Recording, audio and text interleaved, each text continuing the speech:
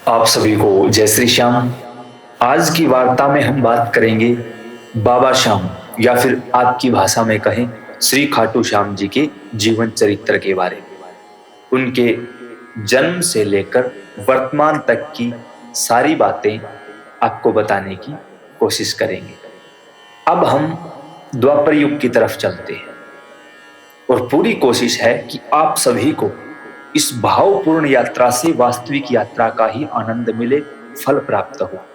हमारे साथ आप भी चलिए। द्वापर युग का वह समय जब दैत्यों के आखिरी राजा दैत्यराज मूरा ने पृथ्वी पर आतंक मचाया हुआ था। समस्त दैवीय शक्तियां घबराकर छुप चुकी थी और सभी देवी देवता इंद्र सहित भगवान विष्णु के धाम पहुंच चुके थे। सभी का एक ही प्रयोजन था कि किस प्रकार से इस दुष्ट का अंत हो और पृथ्वी सुरक्षित महसूस करे। श्री नारायण भगवान ने सभी को आश्वासन दिया कि हम द्वारिकाधीश श्री कृष्ण के रूप में पहले से ही पृथ्वी पर विराजमान हैं, अतः आपको चिंता करने की आवश्यकता नहीं है। वहां पर भगवान श्री कृष्ण ने दैत्यराज मूरा का अंत कर दिया। मूरा की एक पुत्री थी, नाम था मोरवी। महान पराक्रमी योद्धा एवं माता कामाख्या की परम भक्त थी। ऐसी सेविका कि माता को उन्हें इच्छा मृत्यु का वरदान देना पड़ा। मोरवी को इच्छित मृत्यु का वरदान प्राप्त था कि मृत्यु आपका स्पर्श नहीं कर सकती, आप जब चाहोगे तब आपके नजदीक काल भगवान आएंगे। ऐसे में जब मोरवी को अपने पिता की मृत्यु का समाचार मिला तो वह आग बबूला होकर, क्रोधित होकर श्री कृष्ण को युद्ध के लिए ललकारती। युद्ध के समय श्री कृष्ण भगवान और शेषनाग स्वरूप श्री बलराम जी महाराज मोरवी के सामने आते हैं। मोरवी ने एक ही बाण से बलराम जी महाराज को मूर्छित कर दिया। अब भगवान ने मजबूरन सुदर्शन चक्र का आह्वान किया और आदेश दिया कि तुरंत प्रभाव से सामने के शत्रु का विनाश कर दिया जाए। उसी समय माता कामाख्या वहां प्रकट हुई, हाथ जोड़कर कहने लगी, हे भगवान, इस समय भक्त और भगवान दोनों की इज्जत आपके हाथ है, रक्षा करिए, रक्षा करिए, रक्षा करिए। भगवान ने पूछा कि हे देवी, आपको कौन सा कष्ट आन पड़ा, आप किस हेतु यहां पधारी? तब उन्होंने बताया कि भगवान, मैं आपकी भक्त हूं और मोरवी मेरी भक्त है और हमने मोरवी को वचन दिया है कि आप इच्छित मृत्यु को प्राप्त होगे, लेकिन आपका यह नारायण अस्त्र क्षण भर में ही मोरवी की जीवन लीला समाप्त कर देगा और मेरा दिया हुआ वचन झूठा हो जाएगा। अतः प्रभु, मैं आपकी शरण में हूं। भक्त और भगवान दोनों की लाज आज आपके हाथ में है, कृपा कीजिए। श्री नारायण भगवान ने अपने अस्त्र को रोका, शांत कर दिया। तब माता कामाख्या ने स्वयं मोरवी से कहा कि सामने जो खड़े हैं वो कोई और नहीं, वो नारायण ही श्री कृष्ण के रूप में आए हैं और इनके हाथों मृत्यु को प्राप्त होकर तुम्हारे पिता इनके श्री धाम वैकुंठ चले गए हैं। अतः यह शोक करने का विषय नहीं, यह तो खुश होने का विषय है। और मोरवी, जैसा कि स्वयं महादेव कहते हैं, भगवान श्री कृष्ण को उनकी मर्जी के बगैर कोई भी योद्धा या कोई भी सेना परास्त करने में सक्षम नहीं है। अतः इस वैर भाव को त्याग दो और इनकी शरण में चली जाओ। मोरवी को अपनी गलती का एहसास हुआ, भगवान से क्षमा याचना की। प्रसन्न हो गए श्री कृष्ण भगवान और कहा, हम आपके पराक्रम से प्रसन्न हैं, हम आपको वरदान देते हैं, आपसे एक ऐसा पुत्र उत्पन्न होगा जो इस संसार को एक नई दिशा दिखाएगा। महान पराक्रमी योद्धा की मां बनने का आपको गौरव प्राप्त होगा। माता कामाख्या ने कहा कि भगवान, अभी तक तो मोरवी की शादी भी नहीं हुई है, किसी योग्य वर के साथ इनकी शादी करवा दीजिए। यहां भगवान के मन में सिर्फ और सिर्फ भीम के पुत्र घटोत्कच का विचार आया। घटोत्कच को बुलाया गया। उन्होंने कहा कि भगवान, हम तैयार हैं, लेकिन हमारे मन की एक अभिलाषा है कि माता पिता की मर्जी के बगैर हम शादी ना करें। उनकी अनुमति हुई तो हम उपस्थित हो जाएंगे। शीघ्र ही यह बात पांडवों तक पहुंचाई गई। सहमति मिल चुकी थी। अब सहमति चाहिए थी माता हिडिंबा की, जो कि हिडिंब वन में बैठकर भगवान के नाम का सहारा लेकर भगवान के दर्शनों के लिए समाधि लगाए हुए थे। और यह व्रत था कि जब तक श्री नारायण मुझे दर्शन नहीं देंगे, दूसरा कोई भी कार्य नहीं किया जाएगा। भगवान ने कहा, कोई बात नहीं, अब हिडिंबा के दर्शनों का समय आ गया है। स्वयं श्री कृष्ण भगवान पहुंचे और शांत सौम्य चतुर्भुजी रूप में उन्होंने हिडिंबा को दर्शन दिए। दर्शन पाकर हिडिंबा तृप्त हुई और कहा, भगवान, अब जीवन की और कोई अभिलाषा शेष है ही नहीं। अब हम आपके श्री चरणों की भक्ति के अलावा और कुछ नहीं चाहते। भगवान मुस्कुराए और कहा, हम आपको एक उत्तरदायित्व सौंपना चाहते हैं कि आप घटोत्कच और मोरवी की शादी करवाओ। इनसे एक ऐसा पुत्र प्राप्त होगा जो त्रिभुवन के लिए मंगलदायक हो। उसकी परवरिश करने का उत्तरदायित्व हम आज से आपको सौंपते हैं। हिडिंबा खुश हुई, दोनों की शादी करवाई गई और समय आने पर एक सुंदर से पुत्र को जन्म दिया गया। पुत्र जन्म से ही परम तेजवान था। आभामंडल से प्रतीत होता था कि कोई विलक्षण जीव है, प्रारब्धवश संसार में आया है, लेकिन एक महान पराक्रमी योद्धा है। बाल शेर की तरह बरबर घुंघराले थे। नाम रख दिया गया बर्बरीक। दैत्य कुल में पैदा होने के कारण बच्चा अन्य इंसानों से भिन्न था। शरीर बलिष्ठ था और शीघ्र अतिशीघ्र बड़ा होने लगा। उसका पूरा उत्तरदायित्व दादी हिडिंबा को सौंप दिया गया। सेवा चलने लगी। सहसा ही एक दिन बर्बरीक ने दादी से पूछ लिया कि यह बताइए कि इंसानी जन्म का मकसद क्या है।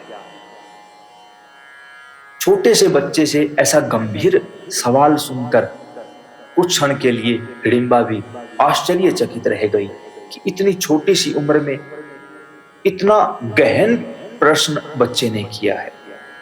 तो जवाब दिया कि इंसानी जीवन का सिर्फ एक ही मकसद है, भगवान की प्राप्ति, भगवत धाम पर स्थान करना। तो यह कैसे संभव होगा, इसका भी कोई रास्ता बताइए। तब हिडिंबा ने कहा, दो रास्ते हैं। एक, आप भगवान का भजन करो, सेवा करो, गुरुजनों की सेवा करो। दूसरा, जैसे प्रभु श्री राम ने रावण का वध करके उनको भी अपने धाम में जगह दे दी, करोड़ों राक्षसों का वध करके भगवान ने उनको भी अपने श्री चरणों में रख लिया, इसी प्रकार अगर भगवान के हाथों मृत्यु प्राप्त हो तो उस जीव का मोक्ष हो जाता है। फिर उस जीव को दोबारा मां के गर्भ में नहीं जाना पड़ता। बर्बरीक ने कहा, यह दूसरा रास्ता ठीक लगा। हम भगवान से क्यों ना मृत्यु ही मांग ले और मोक्ष को प्राप्त हो जाए। दादी हिडिंबा ने कहा कि भगवान आपसे क्यों युद्ध करेंगे, और उनसे युद्ध करने के लिए उनके जैसे अस्त्र शस्त्र भी तो होने चाहिए। बर्बरीक ने कहा कि इस समय क्या भगवान पृथ्वी लोक पर हैं? तो उन्होंने कहा, हाँ, द्वारिकाधीश श्री कृष्ण ही इस समय भगवान श्री नारायण का ही प्रतिरूप है।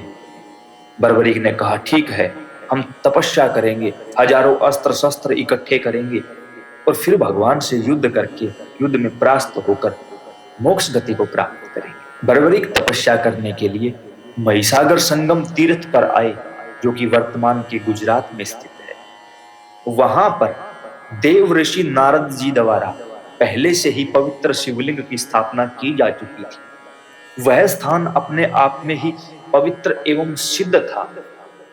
बर्बरीक तन मन प्राण से भगवान शिव और माता पार्वती को अपने गुरु पिता गुरु माता के रूप में मानकर सेवा करने लगे। इस तरह बर्बरीक को गुरु पिता और गुरु माता की प्राप्ति हुई। सेवा करते करते कुछ समय व्यतीत हुआ, भगवान शिव प्रसन्न हुए और युगल रूप में भगवान शिव और माता पार्वती ने बर्बरीक को दर्शन दिए। हजारों अस्त्र शस्त्र प्रदान किए, विद्याएं प्रदान की और कहा, बर्बरीक अपने आप में सिद्ध स्थान है, यहीं पर और मेहनत करो। उनकी आज्ञा अनुसार बर्बरीक वहीं पर नव दुर्गा की सेवा करने लगे। भगवान शिव के आशीर्वाद से यह साधना भी शीघ्र अतिशीघ्र फलीभूत हुई और नव दुर्गा के रूप में 9 देवियों ने माता सिद्धिदात्री के रूप में बर्बरीक को दर्शन दिए। दर्शन देकर 3 बाण प्रदान किए, जिसका नाम रखा गया महावैष्णवी अपराजिता शक्ति, अर्थात जिस शक्ति का पूरे संसार में कोई तोड़ नहीं है, अपराजिता शक्ति, जिसको कोई पराजित नहीं कर सकता। बर्बरीक ने हाथ जोड़ दिए, कहा, माते आपने हमें यह शक्ति तो प्रदान कर दी, लेकिन इसका संधान करने के लिए किसी धनुष की भी तो आवश्यकता होगी, क्योंकि यह अपराजिता शक्ति है तो साधारण धनुष पर इसका संधान नहीं हो सकता। माता ने कहा, यहीं रहकर तपस्या करो, इसका जवाब आपको जल्द ही मिल जाएगा। बर्बरीक ने दोबारा से तपस्या शुरू की। धीरे धीरे साधना बढ़ती गई। श्री अग्निदेव प्रकट हुए। अग्निदेव ने बर्बरीक को वो धनुष प्रदान किया जिस पर उन 3 बाणों का संधान किया जा सकता था। अब साधनाएं सफल हुई, अस्त्र शस्त्र उनके पास हैं, लेकिन फिर भी मन का एक कोना खाली है, कहीं ना कहीं बेचैनी सी लगी रहती है। भगवान शिव माता पार्वती से प्रार्थना करने लगे कि भगवान आपके दर्शन हो चुके हैं, सिद्धियां हो चुकी हैं, फिर ये मन का एक कोना खाली क्यों है? भगवान शिव ने कहा, क्योंकि अभी आपके पास कोई गुरु नहीं है। और संतों ने भी बार बार कहा है, चाहे विरंची शंकर सम होई, गुरु बिन भवनिधि तरई न कोई। विरंची अर्थात ब्रह्मा जी, कि कोई ब्रह्मा जैसा बनकर सृष्टि की रचना कर सकता है, कोई शंकर जैसा होकर सृष्टि का विनाश भी कर सकता है, लेकिन जिनके पास गुरु नहीं है वो इस भवसागर को पार नहीं कर सकते। गुरु की बड़ी महिमा बताइए। बर्बरीक ने कहा कि भगवान, हम तो आपको अपना सब कुछ माने बैठे हैं, तो क्या आपके होते भी, क्योंकि गोस्वामी तुलसीदास जी ने श्री रामचरितमानस में स्पष्ट तौर पर कहा है भगवान शिव के लिए कि तुम त्रिभुवन गुरु वेद बखाना। भगवान शिव आपके और मेरे नहीं, वो त्रिभुवन के गुरु हैं। बर्बरीक ने कहा कि आपके होते हुए भी किसी गुरु की आवश्यकता है। भगवान शिव ने कहा, साधक जीवन में साधना तभी फलीभूत मानी जाती है जब किसी योग्य देहधारी गुरु की शरण में जाया जाए। बर्बरीक ने फिर हाथ जोड़कर विनती की, प्रभु हम कुछ नहीं जानते, अन्यत्र कहीं भागेंगे, भटक जाएंगे, आप ही रास्ता दिखाओ, कृपा कीजिए। भगवान ने कहा, बर्बरीक कहीं जाने की आवश्यकता नहीं है, अपने आप को शिष्य बना लो, तत्क्षण गुरु मिल जाए। और वस्तुतः यही सच्चाई भी है, प्रकृति की ये व्यवस्था है। जिस क्षण कोई भी पात्र बन जाता है तो उसको एक क्षण के लिए भी प्रकृति वंचित नहीं रखती, वो वस्तु उसको दे दी जाती है। बर्बरीक के अंदर शिष्यता घटित होने लगा। बर्बरीक की ये अग्न लगन दिनों दिन बढ़ती जा रही थी। और जब कोई तरसता है तब घनश्याम बरसता है। श्याम सुंदर ने कृपा की, भगवान की कृपा हुई और मगध देश से श्री विजयसेन वहां आए। भगवान के आदेश पहले ही हो चुके थे। उन्होंने जब बर्बरीक के मुखमंडल का दर्शन किया तो समझते देर न लगी, यह कोई विलक्षण जीव है जो प्रारब्धवश संसार में आया है और इस बच्चे का गुरु होने का मुझे गौरव दिया है भगवान। भगवान शिव के आदेशानुसार दोनों में गुरु और शिष्य का नाता जुड़ा। इसी प्रकार बर्बरीक के गुरु हुए श्री विजयसेन जी। धीरे धीरे साधनाएं फलीभूत होती रही। अब विजय सेन जी उस सिद्ध क्षेत्र में आए थे खुद की सिद्धि प्राप्त करने के लिए। तो उन्होंने सिद्ध माता से प्रार्थना की कि हमें सिद्धियां चाहिए। लेकिन आसपास का जो वातावरण था वो दूषित था।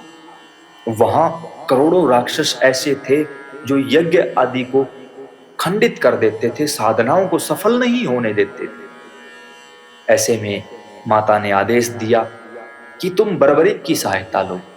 बर्बरीक रक्षक के रूप में आपके यज्ञ की रक्षा करेंगे, आपको अवश्य सिद्धि प्राप्त होगी। अगली सुबह यही किया गया। वहां श्री विजयसेन जी ने यज्ञ शुरू किया और बर्बरीक को रक्षक के तौर पर वहां पहरा देने के लिए कहा गया। ऐसे में जब राक्षसों को इस बात का पता चला, तब दुर्ह दुर्वा और शैलेंद्र नामक करोड़ों राक्षसों की टोलियां उस यज्ञ को खंडित करने के लिए आई। लेकिन बर्बरीक के अस्त्र शस्त्रों के सामने किसी की एक न चली। बर्बरीक ने सभी को परास्त कर दिया, मृत्यु के घाट उतार दिया। जब अपने बंधु बांधवों की मृत्यु का समाचार उन्हीं के पलासी नामक 9 करोड़ दैत्यों को पता चला, तो वो बदले की भावना से बर्बरीक के पास आए, लेकिन उनकी भी न चल सकी।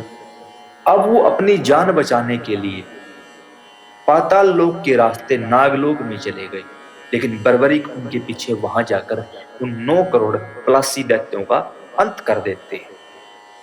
इससे नागलोक के राजा वासुकी अत्यंत प्रसन्न हुए और कहा, हम आपके पराक्रम से प्रसन्न हैं, कोई वरदान मांगिए।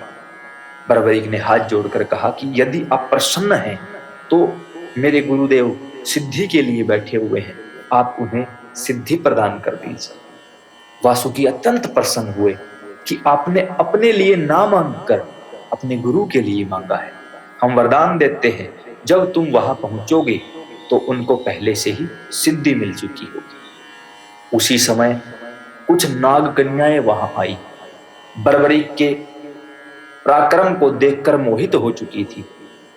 उन्होंने उनसे शादी करने का प्रस्ताव रखा, लेकिन बर्बरीक ने हाथ जोड़कर कहा कि हमने आजीवन ब्रह्मचर्य का व्रत धारण किया हुआ है, हम कभी भी शादी नहीं करेंगे।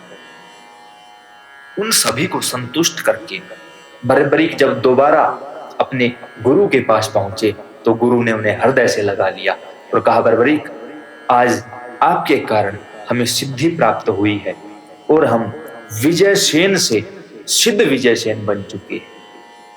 यह जो यज्ञ की आहुतियां डाली गई हैं, जिनसे जो भस्म पैदा हुई है, इसको उठाओ, बेशक मृत्यु की ओर छोड़ देना, मृत्यु की भी मृत्यु हो जाएगी, इतना तप है इस अग्नि में, इस भस्म में।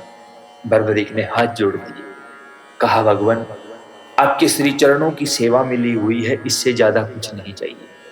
कुछ समय व्यतीत हुआ। संत कहते हैं कि वहां पांडुपुत्र भीम का आना हुआ। वहां एक छोटा सा सरोवर था जिसका जल देवी देवताओं की पूजा के लिए उपयोग किया जाता था, लेकिन भीम ने आओ देखा न ताओ और सीधा उस जल के अंदर उतर कर पांव धोने लगे। बर्बरीक ने उनको सावधान किया कि यह जल देवी देवताओं के लिए, इसको गंदा करने का कोई अधिकार नहीं है आपको। लेकिन भीम अपनी भावना में मग्न थे, उन्होंने ध्यान नहीं दिया इस तरफ। दोनों में मल्ल युद्ध की संभावना हुई। उसी समय गुरुदेव सिद्ध विजयसेन वहां आए। उन्होंने एक दूसरे का परिचय करवाया कि आप लोग कोई और नहीं हो। कहा, बर्बरीक, ये जो सामने खड़े हैं ये आपके पितामह पांडुपुत्र भीम हैं। और भीमसेन से कहा, ये जो सामने खड़े हैं ये कोई और नहीं, ये घटोत्कच के पुत्र और आपके पौत्र बर्बरीक हैं। दोनों एक दूसरे से मिले। बाद में दोनों अपने अपने रास्ते आगे निकल गए। वहां पर बर्बरीक की तपस्या साधना पूर्ण हुई, मां के पास वापिस पहुंचे। उधर भगवान की मानसिक चेतना से ही युद्ध की नींव रखी जा चुकी थी। चारों तरफ यह बात फैल गई कि महाभारत का युद्ध होने जा रहा है। कौरवों और पांडवों के बीच में संसार का सबसे भयानक युद्ध होने वाला है। बर्बरीक के मन में भी आया कि क्यों ना हम भी चलकर इस युद्ध को देखें।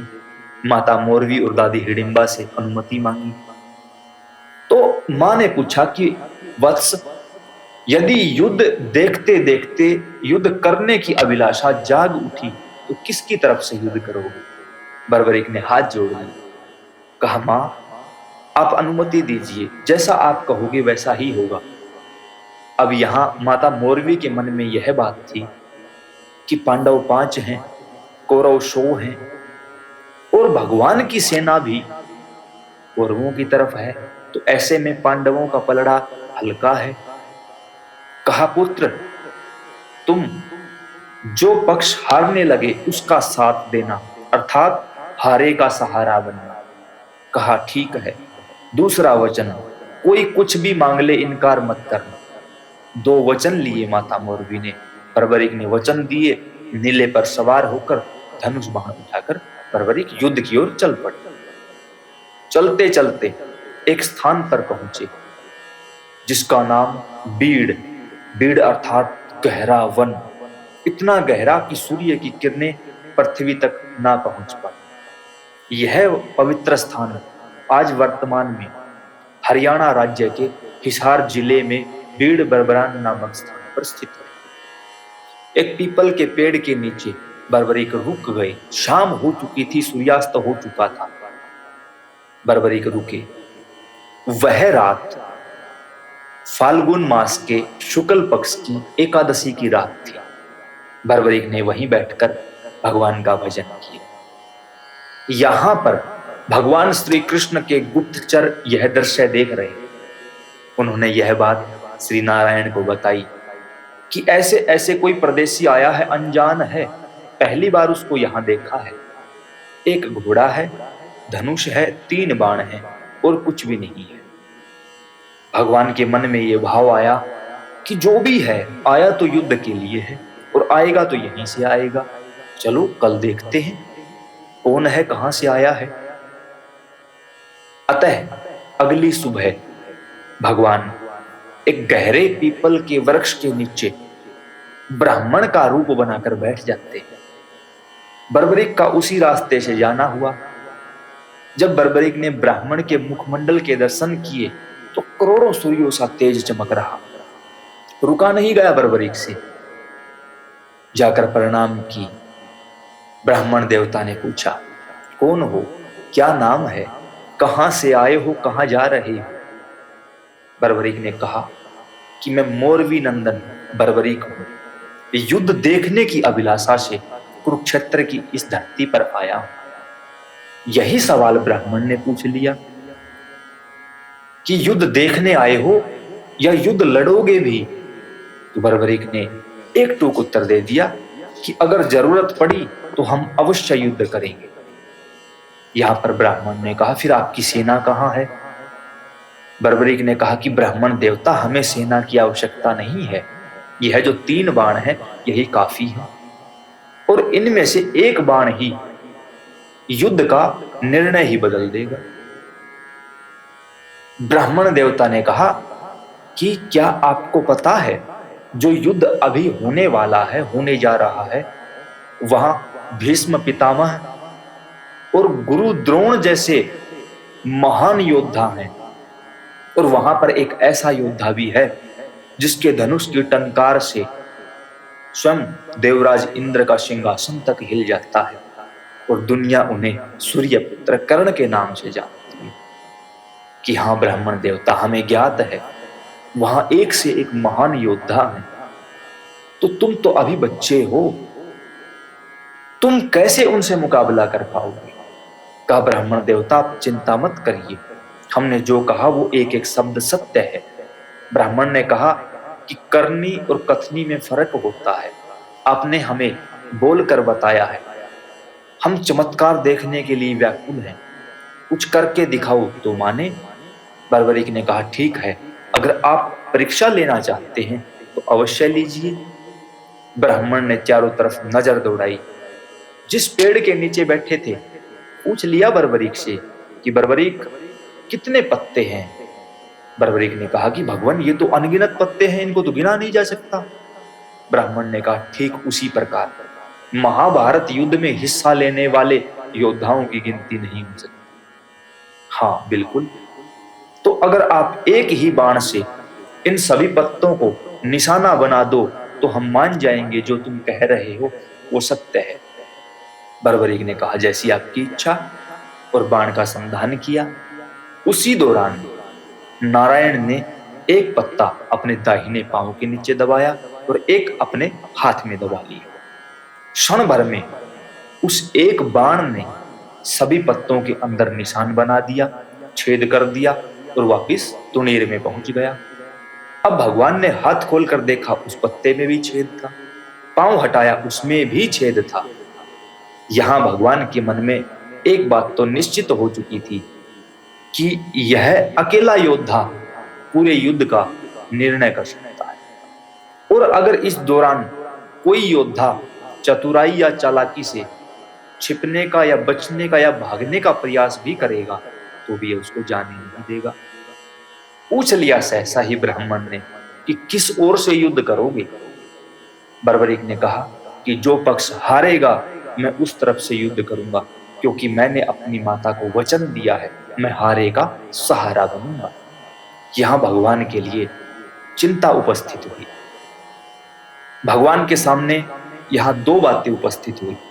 एक कि अगर यह पांडवों की तरफ से लड़ा तो निश्चित ही कौरवों की हार है, लेकिन अगर यह कौरवों की तरफ से लड़ा तो पांडव हार जाएंगे, मारे जाएंगे, और इस तरह तो धर्म का विनाश हो जाएगा, जबकि हम तो पृथ्वी पर आते ही धर्म की रक्षा के लिए हैं। दूसरी बात, अगर यह पांडवों की तरफ से लड़ेगा कौरव हारने लगेंगे, फिर यह कौरवों की तरफ से लड़ेगा पांडव हारने लगेंगे। ऐसे तो कभी युद्ध का निर्णय होगा ही नहीं, युद्ध चलता ही रहेगा। और भगवान का श्रीमुख वाक्य है कि कुछ भी हो जाए हम धर्म की रक्षा के लिए किसी भी हद तक जाने के लिए तैयार हैं। धर्म की रक्षा के लिए ही भगवान बार बार पृथ्वी पर अवतार ग्रहण करते हैं। भगवान को यह पता चल चुका था कि बर्बरीक को किसी भी प्रकार से बल से नहीं हराया जा सकता। भगवान ने दूसरा रास्ता अपनाया, छल का। भगवान ने कहा बर्बरीक, निसंदेह तुम एक महान योद्धा हो, लेकिन तुम दानवीर नहीं हो सकते। बर्बरीक ने कहा कि ब्राह्मण देवता कभी हमारे देश आइए, फिर हम आपको दिखाएंगे कि दानवीरता होती क्या है। ब्राह्मण ने कहा तुम्हारे थोड़े से दान के लिए हम क्या तुम्हारे पीछे पीछे चलेंगे, कुछ सेवा करनी है यही कर दो। बर्बरीक ने कहा यहां तो हमारे पास धनुष बाण और इस घोड़े के अलावा कुछ भी नहीं है। भगवान ने कहा जो है वही मांगेंगे, चिंता मत करो। बर्बरीक ने कहा फिर हम देने के लिए तैयार हैं। ब्राह्मण देव ने कहा ऐसे नहीं, श्री सूर्य नारायण भगवान को साक्षी मानकर 3 बार वचन दो, जो मांगेंगे देना पड़ेगा। बर्बरीक ने मन में भाव लिया कि ज्यादा से ज्यादा क्या मांग लेंगे, घोड़ा मांग लेंगे, धनुष बाण मांग लेंगे, उससे ज्यादा क्या होगा, बोल देंगे कि घर वापस चले जाओ, चले जाएंगे। बर्बरीक ने सूर्य नारायण भगवान को साक्षी मानकर वचन दे दिए, क्योंकि कहीं ना कहीं माता ने वचन लिया था कोई कुछ भी मांगे इनकार मत करना। वचन दे दिया। ब्राह्मण ने कहा कि हे वीर बर्बरीक, अपने शीश का दान दे दो। मुस्कुराए बर्बरीक, कहा ब्राह्मण देवता शीश का दान दिया जाएगा, क्योंकि हम वचनबद्ध हैं। पहले आप अपने वास्तविक स्वरूप में आ जाइए, क्योंकि आप ब्राह्मण नहीं हैं। क्यों? क्योंकि ब्राह्मण की मांगने की एक मर्यादा होती है, आपने अपनी मर्यादाओं का अतिक्रमण कर दिया है, आप ब्राह्मण नहीं हो। भगवान को अपने वास्तविक स्वरूप में आना पड़ा। शांत सौम्य रूप में, चतुर्भुजी रूप में नारायण शंख चक्र गदा पद्म धारण किए हुए बर्बरीक के सामने खड़े। सामने भगवान के दिव्य रूप के दर्शन करके बर्बरीक धन्य हुए। बर्बरीक के नेत्र छलछला उठे कि भगवान जिनके दर्शनों के लिए जीव जन्म जन्मांतर तक साधन करता है, प्रयास करता है, मेरा अहोभाग्य कि मेरा जीवन उन भगवान के काम आया। प्रभु शीश दान दिया जाएगा, अगर इजाजत हो तो एक छोटा सा सवाल है, पूछ लिया जाए। भगवान ने कहा निसंदेह भगवान, आपने इतनी सारी सिद्धियां प्रदान की, लेकिन मुझे कला दिखाने का मौका नहीं दिया। ऐसा क्यों? मुझसे मेरा शीश दान क्यों मांग लिया? नारायण खुश हुए और कहा, बर्बरीक, अच्छा किया जो पूछ लिया, अन्यथा बाद में मलाल रहता, आपको भी हमें भी। यहाँ पर कुछ लोगों ने कहा कि रणभूमि को बलि की आवश्यकता थी। वो बलि अर्जुन की, भगवान श्री कृष्ण की या बर्बरीक की ही जरूरी थी? नहीं, ऐसा कुछ भी नहीं था, कुछ भी नहीं था। भगवान ने कहा कि बर्बरीक, ध्यान से सुनो, अपने पूर्व जन्म को याद करो। पूर्व जन्म में तुम सूर्यवर्चा नामक एक यक्ष थे और पूरी पृथ्वी उस समय कांप उठी थी दैत्यराज मूरा के अत्याचारों से। उस समय श्री ब्रह्मा जी ने देवी देवताओं, यक्ष, गंधर्व, किन्नरों की एक सभा बुलाई थी सुमेरु पर्वत पर कि किस प्रकार इस अत्याचारी से मुक्ति प्राप्त की जा सके। उस समय आपने उस भरी सभा में बिना अनुमति के श्री ब्रह्मा जी के सामने यह प्रस्ताव रख दिया कि आप हमें पृथ्वी पर भेजिए, किसी और की जरूरत नहीं, हम अकेले ही सबका संहार कर दें। ब्रह्मा जी ने आपकी इस धृष्टता को पूरी सभा का अपमान माना और आपको श्राप दे दिया कि हे सूर्यवर्चा, जाओ तुम उसी कुल में पैदा हो जाओ, तुम दैत्यों के कुल में पैदा हो जाओ, तुम्हारे पास असीम शक्तियों का भंडार होगा, लेकिन जरूरत पड़ने पर तुम उन शक्तियों का इस्तेमाल नहीं कर पाओगे। जब आपको होश आया तो आपने क्षमा मांगी। ब्रह्मदेव ने कहा कि हमने श्राप तो दे दिया है, वो तो वापस नहीं हो सकता, लेकिन वरदान भी देते हैं, अंततः भगवान के हाथों आपकी मुक्ति होगी। और आज वही दिन है बर्बरीक, आपका हमसे मिलन हुआ है, सिद्धियां शक्तियां हैं, लेकिन आप इस्तेमाल नहीं कर सकते क्योंकि श्राप लगा हुआ है। श्राप पूर्ण हुआ, अब ब्रह्मा जी के वरदान का पूरा होने का समय है कि आपकी हमारे हाथों से मुक्ति होगी। लेकिन कोई अन्य अभिलाषा बची है तो बताओ। बर्बरीक ने कहा, नहीं भगवान, कोई अभिलाषा शेष नहीं है। भगवान ने कहा, हमारे दर्शन कभी निष्फल नहीं होते, कुछ तो मांगो। और वैसे भी तुम अपना शीश दान देने जा रहे हो, दुनिया हमसे लेती है, तुम हमें देने जा रहे हो, कुछ मांगो हमारी खुशी के लिए। बर्बरीक ने कहा कि भगवान कुछ नहीं चाहिए। भगवान ने फिर कहा, कम से कम मुक्ति ही मांग लो। बर्बरीक ने कहा कि प्रभु, पूरी दुनिया आपको छलिया कहती है, लेकिन आप तो भोले से भी भोले हो। वो कैसे? कि मेरे अंतिम क्षणों में नारायण भगवान चतुर्भुजी रूप में खड़े हैं, क्या अब भी मुझे मुक्ति मांग कर लेनी पड़ेगी? नारायण मुस्कुराए और कहा, बर्बरीक, आपने हमें जीत लिया है। यहाँ कुछ लोगों ने कहा कि जब भगवान ने कहा कुछ मांग लो, तो बर्बरीक ने कहा, मुझे ये कलाएं दे दो, मुझे अपना रूप दे दो, मुझे अपनी शक्तियां दे दो, अपना नाम दे दो। नहीं भाई, अरे बर्बरीक ने तो मुक्ति भी नहीं मांगी और अन्य चीजें तो बहुत छोटी थी उनके सामने, कुछ नहीं मांगा, क्योंकि जिस समय भगवान के वस्तुतः दर्शन होते हैं, जीव कुछ मांग ही नहीं पाता। तब बर्बरीक ने कहा कि भगवान, अपने नारायण अस्त्र से हमारे शीश को उतार लीजिए। तब भगवान ने कहा, नहीं बर्बरीक, अगर हम उतारेंगे तो वो वध कहलाएगा और तुम दानवीर हो, तुमने दान देने के लिए वचन दिया है, अपने हाथों से शीश हमारी झोली में डाल दो। बर्बरीक ने अपने हाथों से अपना शीश दान करके भगवान को दे दिया। वह दिन फाल्गुन मास के शुक्ल पक्ष की द्वादशी तिथि और मंगलवार का दिन था, जब बर्बरीक ने चुलकाना धाम में अपना शीश का दान कर दिया, जो कि वर्तमान में हरियाणा राज्य के पानीपत के समालखा में इस समय विराजमान है, मौजूद है। आज भी वहां ठाकुर जी नियमित रूप से भक्तों का कल्याण कर रहे हैं। बर्बरीक की अभिलाषा थी युद्ध देखने की, सो भगवान ने पूरी की। कुछ लोगों ने कहा कि बर्बरीक के शीश को 9 देवियों द्वारा अमृत पिलाया गया, जबकि ऐसा कुछ भी नहीं हुआ था। भगवान ने पूछा था बर्बरीक से कि घर से क्या सोचकर चले थे? प्रभु, युद्ध देखने की अभिलाषा थी। भगवान ने वरदान दिया था, जब तक युद्ध चलेगा तुम्हारे शीश पूरे युद्ध को देख सकेगा। और वहीं पर पास में स्थित एक शेरधा नामक गांव में बर्बरीक के शीश को विराजमान करवाया। शेरधा गांव वही पवित्र भूमि है जहां से अर्जुन ने दोनों सेनाओं का निरीक्षण किया था। भगवान ने शीश को वहां विराजमान करवाया। 18 दिनों तक युद्ध चला। युद्ध के पश्चात पांडवों की विजय हुई। विजय होते ही पांडवों के मन में अभिमान आया। सभी को लगा कि हमने युद्ध जितवाया है। एक दूसरे से परस्पर विवाद करने लगे। तब सभी इकट्ठा होकर श्री नारायण के पास आए और कहा, हे मधुसूदन, हमारा फैसला कीजिए, हम में से किसने युद्ध जितवाया है।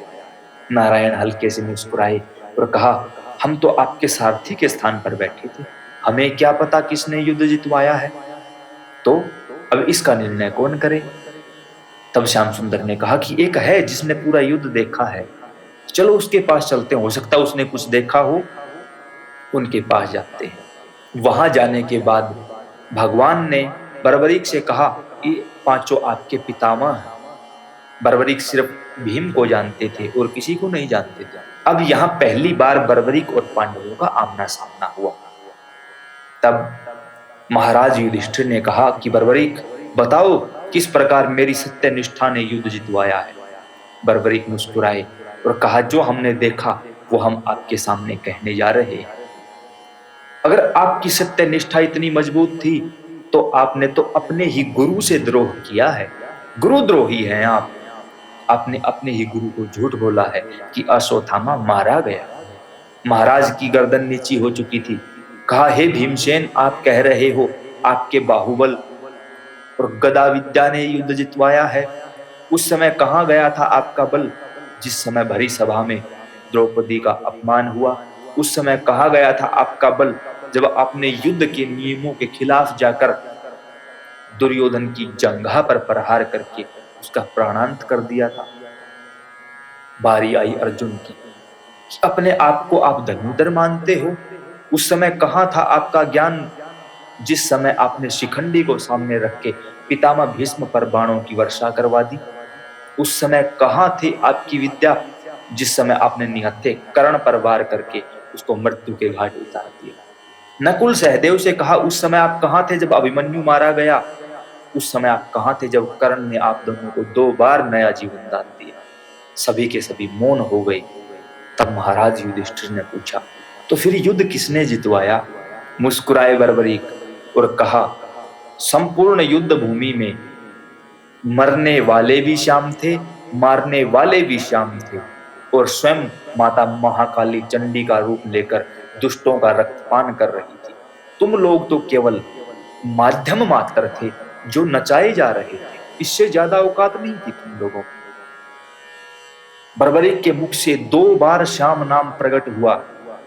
मधुसूदन प्रसन्न हुए और कहा, बर्बरीक, आपने हमारे वास्तविक स्वरूप को पहचान लिया है। हम आपको वरदान देते हैं कि आज अभी इसी समय से हमारी 16 कलाएं, हमारी सभी विद्याएं, सभी शक्तियां और अपना श्याम नाम हम आपको प्रदान करते हैं। भगवान ने अपना श्याम नाम बर्बरीक को दे दिया और कहा, जब हम धराधाम को छोड़कर चले जाएंगे, कलयुग आएगा। कलयुग में हमारे नाम से आप पूजे जाएंगे और हमारे नाम से आप हमारे भक्तों का कल्याण करें। वहां पर भगवान ने संतों के श्रीमुख से हमने सुना है, शीश को उठाकर अलग दिशा में फेंक दिया, नीचे के शरीर को उठाकर अलग दिशा में फेंक दिया। कुछ काल व्यतीत हुआ, महाराज परीक्षित आए, कलयुग से उनकी मुलाकात हुई। फिर कलयुग ने अपना प्रभाव दिखाया तो महाराज परीक्षित ने कलयुग से एक वचन लिया था कि शुरू के 5000 साल आप अपना प्रभाव मत दिखाना। तो 5000 सालों तक कलयुग ने अपना प्रभाव नहीं दिखाया। वो शीश चलता हुआ खाटू जा पहुंचा। खाटू एक छोटे से गांव का नाम है जो कि राजस्थान के सिक्कर जिले में स्थित है। राजा खटवांग के नाम पर इस गांव का नाम रखा गया।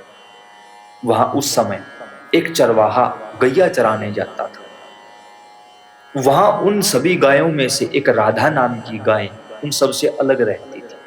सभी गायें दूध देती थी लेकिन वो नहीं देती थी। ग्वाले ने सोचा कि ये क्या हो रहा है इस गैया के साथ। एक दिन उसने छुप कर देखा कि वो गायें सबसे अलग जाती और उसके स्तनों से स्वतः ही दुग्ध पान होने लग जाता। ये आश्चर्य देखकर ये सारी बात उन्होंने उस समय के राजा रूप सिंह चौहान को ये सारी बात बताई। घटना का जायजा लेने के लिए अगले दिन खुद राजा ने देखा कि हाँ, वस्तुतः जो ग्वाले ने बताया वही बात है। वहां खुदाई करवाई गई, नीचे बाबा शीश स्वरूप में वहां से प्रकट हुए और स्थान को नाम दे दिया गया प्राचीन श्री श्याम कुंड। रात को सौपन में बाबा ने निर्देश दिया राजा को कि यहाँ हमारे भवन की व्यवस्था करवा दी जाए। वहीं पर बाबा का छोटा सा भवन बना दिया गया, बाबा के स्वरूप को विराजमान करवाया गया। जिस दिन मंदिर में उस स्वरूप को विराजमान करवाया गया वह दिन कार्तिक मास के शुक्ल पक्ष की देव उठनी एकादशी का दिन था। अतः उसी दिन को बाबा श्याम के जन्मोत्सव के रूप में मनाया जाने लगा। धीरे धीरे समय बदलता गया, भगवान का प्रभाव बढ़ता गया। उस समय मलेच्छों का आक्रमण था, मुगल शासन था और मुगल शासन में भी औरंगजेब के शासन काल में सर्वाधिक नुकसान सनातन धर्म को हुआ है। उसने सभी मंदिरों को तोड़ दिया, मूर्तियों को खंडित कर दिया। खाटू धाम की बढ़ती हुई लोकप्रियता का उसको पता चला तो उन्होंने उस मंदिर को तोड़ने का निर्णय किया।